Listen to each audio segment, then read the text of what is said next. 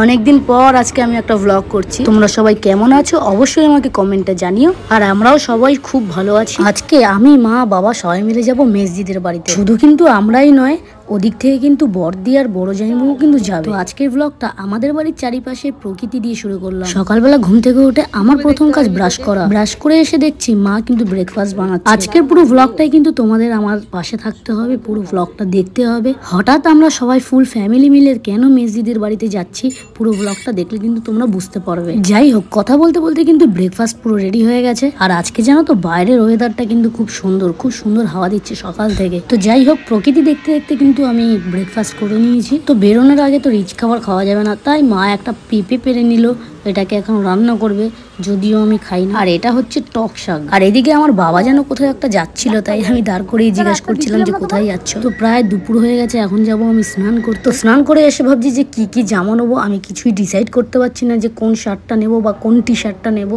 তারপর ভেবে চিন্তে সবকিছু রেডি করলাম। বাবার জামা আর আমার জামা এক সাইডে নিয়ে নিয়েছি, আর এদিকে মায়ের শাড়ি ঠাড়ি আর একদিকে রয়েছে। আর এদিকে ছোট ব্যাগটা আমার চার্জার, ওয়ালেট, ঘড়ি এসব নেওয়ার জন্য নিয়ে নিয়েছি। তারপর কিছুক্ষণ রেস্ট নিয়ে হয়ে গেলাম আমি রেডি। তারপর আমি সবকিছু নিয়ে বাইরে চলে এলাম। মা বাবা পিছনে আসছে, তাই মা বাবার জন্যই ওয়েট করছিলাম। তো মা বাবা তো চলে এসছে। তো এখান থেকে আমরা চলে যাবো পুরো ডাইরেক্ট কেষ্টপুর ভিআইপি। কেষ্টপুর থেকে শিয়ালদার বাস ধরে নিয়েছি।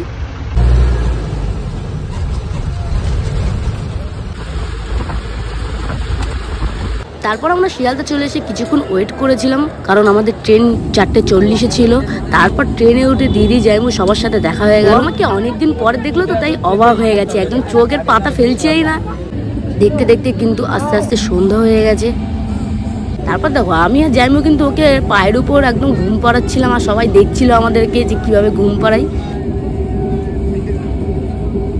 তো তারপরে পুচকুটা 1-1.5 ঘন্টা ঘুমিয়েছে। তো ফাইনালি আমরা দেবগ্রাম স্টেশনে নেমেছি।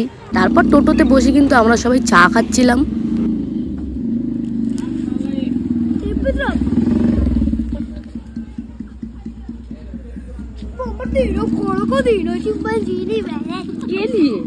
তো এখন এই রাতে পুরো গ্রামের মধ্যেখান দিয়ে যাচ্ছি। যেতে যেতে কিন্তু প্রায় 7-8টা শিয়াল দেখা হয়ে গেছে। আমাদের ওখানে যেরকম রাস্তাঘাটে কুকুর দেখা যায়, এখানে সেরকম রাস্তাঘাটে শিয়াল দেখা যায়। তো যাই হোক, গান শুনতে শুনতে কিন্তু এরকম ফিল নিতে নিতে গ্রামে চলে এলাম পুরো দিদি বাড়িতে। তো এখনো প্যান্ডেলের কাজ ঠিকঠাক মতন কমপ্লিট হয়নি, এখনো সবাই কাজ করছে। আসার সময় কিন্তু চিকুর জন্য বিস্কুট নিয়ে এসেছিলাম, সেটাই ওকে এখন এসে খাওয়াচ্ছি। তোমাদের তো বলা হয়নি যে কি উপলক্ষে আসছি। হ্যাঁ, আমার ভাগ্নির মুখে ভাত, তাই নেক্সট ব্লগে কিন্তু সুন্দর ভিডিও আসছে। আজকের মতন টাটা।